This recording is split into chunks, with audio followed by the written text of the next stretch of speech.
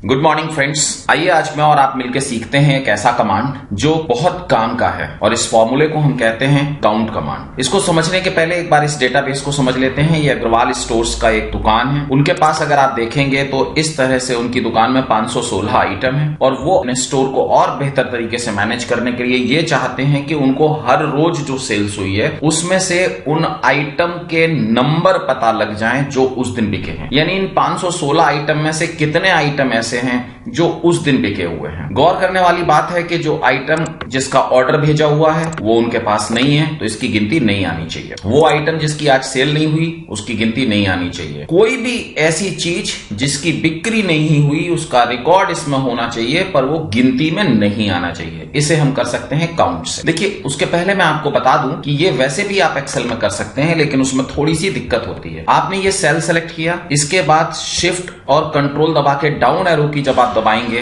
तो आप देख रहे हैं कि इस जगह पे ये 516 की संख्या आ गई। यानी इसने कंप्यूटर ने ये गिन के बता दिया एक्सेल ने आपको कि 516 सेल्स हैं। लेकिन गौर करने वाली बात है नॉट इन स्टॉक भी इसने गिन लिया है, सेंट आइटम भी इसने गिन लिया है और ठीक इसी तरह से सेंट ऑर्डर भी इसने गिन लिया है। यानी इस तरह से हमारे को जो यहां पर संख्या मिलती है इस जगह काउंट, वो संख्या होती है जो एक्सेल की जिस सेल के अंदर किसी भी तरह की कोई भी वैल्यू अगर है तो उसे गिन के बता देगा। लेकिन अग्रवाल साहब ऐसा नहीं चाहते हैं। अग्रवाल साहब चाहते हैं कि मुझे तो केवल उन चीजों की गिनती बताइए जो बिकी हैं। तो एक साफ तौर से अंतर नजर आता है। इस 1 जनवरी 2017 को इनके 459 आइटम बिके हैं जबकि यहां पे ये बता रहा है 516। इस अंतर को एक बार को देख लेते हैं, समझ लेते हैं एक बार, तो हम इन चीजों को बेहतर ढंग से समझ सकेंगे। लेकिन यहां पे अगर आप देखेंगे तो ये 516 ही बता रहा है क्योंकि यहां से लेके नीचे तक सारी सेल्स में ये संख्या भरी हुई है। इस कमांड को हम बोलते हैं, अगर आप देखेंगे यहां पे तो काउंट कमांड है। आइए देख लेते हैं कि ये काउंट कमांड किस तरीके से लगता है। बाकी सारी सेल्स का मैंने हटा। सिंपल सा कॉन्सेप्ट है। आप इस फॉर्मूले को दो तरह से लगा सकते हैं। पहले मैं आपको बता देता हूं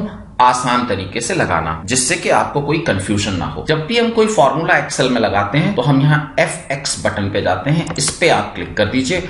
जो फॉर्मूला आप लगाना चाहते हैं उसे यहां पे लिख दीजिए। फॉर्मूले का नाम है काउंट। ये मैंने यहां पे लिखा, गो बटन पे दबाया, काउंट फॉर्मूला आया, इसको क्लिक करके ओके किया। आप गौर करेंगे कि यहां पे आ रहा है वैल्यू 1। तो मैं क्या करूंगा कि इस जगह पे सेल को रखूंगा और कंट्रोल और शिफ्ट दबा के नीचे तक की वैल्यू सेलेक्ट कर लूंगा और उसके बाद मैं कर दूंगा ओके। देखिए 459 वैल्यू है। यानी कि आइए इसको चेक कर लेते हैं। मैं यहां पे आया, फिल्टर लगाया, इस जगह पे आने, मैं सिर्फ आपको चेक करना बता रहा हूं। यहां पे सेलेक्ट ऑल रहने दीजिए, नीचे की तरफ चलते चले आइए, नॉट इन स्टॉक हटा दीजिए, नॉट टू बी सोल्ड बता दीजिए, सेंट ऑर्डर बता दीजिए और विड्रॉन प्रोडक्ट हटा दीजिए। जब आप ऐसे करके देखेंगे, अब जब काउंट करेंगे तो आपका वैल्यू इतना ही आना चाहिए, 459। ये देखिए आपने सेलेक्ट किया 459 और 459। लेकिन अब दिक्कत यह है कि हम ऐसे भी जब कर सकते हैं तो फॉर्मूला क्यों? सर फॉर्मूला इसलिए कि 1 तारीख से 31 तारीख तक अगर आपको ये देखना है या पूरे साल के लिए देखना है तो आप 365 दिन में फिल्टर लगा लगा के कैसे देखेंगे। इसलिए इस फॉर्मूले की जरूरत होती है जिसे हम बोलते हैं काउंट फॉर्मूला। इसकी खासियत यह होती है कि ये पूरी गिवन रेंज के अंदर ये सिर्फ वो वाली सेल गिनेगा जिसमें कोई अंक होगा यानी नंबर होगा। जिसमें टेक्स्ट लिखा होगा, कोई कैरेक्टर लिखा होगा, उसे ये काउंट नहीं करेगा। आइए ये फॉर्मूला लग गया। अब आप देखिए बहुत ही सिंपल है।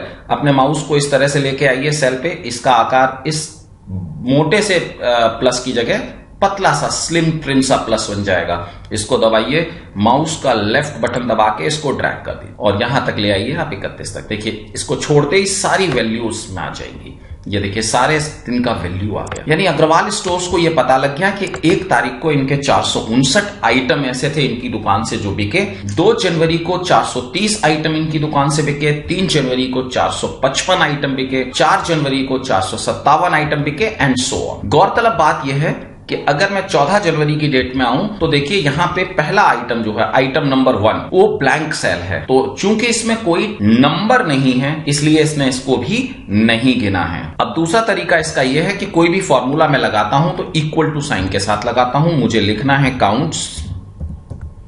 काउंट लिखने के बाद मैं ब्रैकेट ओपन करूंगा और ये वैल्यू 1 मांग रहा है। यानी कि मैं यहां से लेके और कंट्रोल और शिफ्ट दबा के, डाउन एरो की दबा के पूरा रेंज को सेलेक्ट करूंगा, ब्रैकेट बंद करके एंटर मारूंगा। आप देखेंगे वही वैल्यू मेरे सामने आ गई है। कर्सर को पकड़ के और इसको पकड़ के दोबारा से ड्रैग, ये अब आप देखेंगे कि सारे सेल्स में काउंट कमांड आ गया है। आशा करता हूं आपको यह सीख के अच्छा लगा होगा। बेसिकली जब डेटाबेस बहुत छोटा होता है तो इसकी वैल्यू नहीं होती, आप मैनुअली भी काउंट कर सकते हैं। इसीलिए मैंने आपको समझाने के लिए एक बहुत बड़ा डेटाबेस यानी 516 आइटम का और बहुत लंबा डेटाबेस यानी 1 जनवरी से 31 जनवरी तक का डेटाबेस आपके लिए ये तैयार किया था, ताकि मैं आपको इसे बेहतर ढंग से बता सकूं। आशा करता हूं आपने एंजॉय किया होगा। Thank you very much. आपको अगर ये अच्छा लगा और ये कमांड सीखने में आपको आनंद आया तो प्लीज मेरे चैनल को सब्सक्राइब करिए, लाइक करिए, शेयर करिए और कमेंट करिए। आप और क्या सीखना चाहते हैं वो मुझे बताइए। Thank you very much.